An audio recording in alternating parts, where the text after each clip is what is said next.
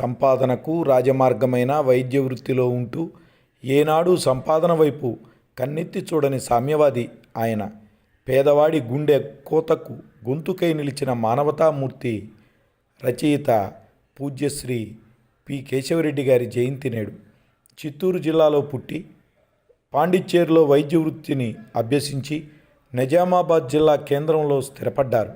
వైద్యుడిగా సేవలందిస్తూనే మరోపక్క నవలా రచనలో తెలుగు సాహిత్య ప్రపంచాన్ని కొత్త మార్గాన నడిపారు. పదవీ విరమణ పొందాక గౌరవ వేతనంపై స్వచ్ఛంద సంస్థలో వైద్యుడిగా పేదలకు సేవలందించిన అవిస్మరణీయ మానవతామూర్తి మన తెలుగు జాతిలో.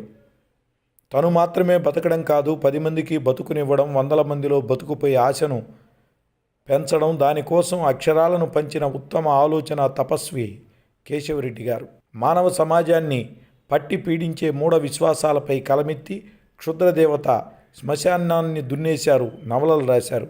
వీరు రాసిన అతడు అడవిని జయించాడు నవల దేశంలో ప్రత్యేకత చాటుకుంది. అనేక భాషల్లోకి అనువదించబడింది. గ్రూప్స్ సిలబస్ కోసం పోటీపడిన నవల ఇది. సిటీ బ్యూటిఫుల్, మూగవాణి పిల్లన గ్రోవి, చివరి గుడిసె, మునెమ్మ నవలలను రాశారు. ఈ నవలలు సామాజిక రుగ్మతలు, పేదరికానికి అద్దం పట్టేలా మహిళల సాంఘిక దురాచారాలపై రాయడం సంచలనం సృష్టించింది. వారి రచనలలో ప్రధానంగా మనుషులను పీడిస్తున్న పేదరికం, మూఢనమ్మకాలు, సామాజిక రుగ్మతలు, అంటరానితనాలను నిర్మూలన చేయాలన్న ఆశయం కనిపిస్తుంది.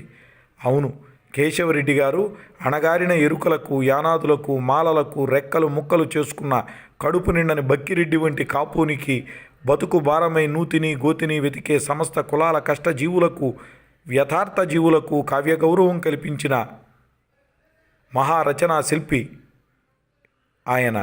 ఆయన సాహిత్యమనే అడవిని జయించిన డాక్టర్ పి కేశవరెడ్డి.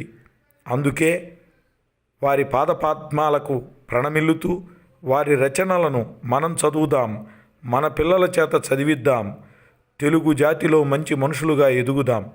భారతమాతకు వందనం, తెలుగు తల్లికి అభివందనం.